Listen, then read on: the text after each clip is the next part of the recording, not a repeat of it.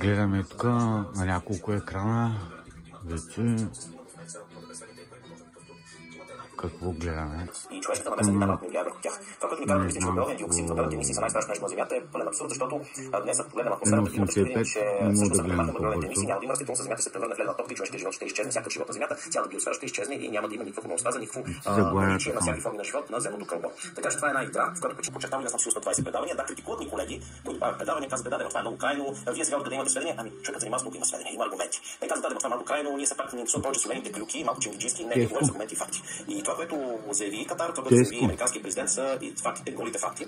И всъщност това е истината за Европа. Европа се самоунищожава с розовия брюкселски неолиберален ултраглобален диктат. И точно на Европа е дезактивиране на система и тези хора да изчезнат. Между другото, 2025 година трябваше да има големи промени в Европа. И в Париж, в Централна Европа, в Холандия, в части от Средиземноморието ще има големи промени в Италия, в Нидерландия, в Германия, алтернатива за Германия вече е вършата сила. Европа ще се промени. Към този момент обаче има много тясни Брюксел, които работят с дълбоката държава, те се премести в Лондон, защото там трябва държавите киралата случват, аз не мога вярвам. И всеки ги слуша тези неща. Не гледайте такива новини, много гадно влияят на съзнанието. Не гледайте.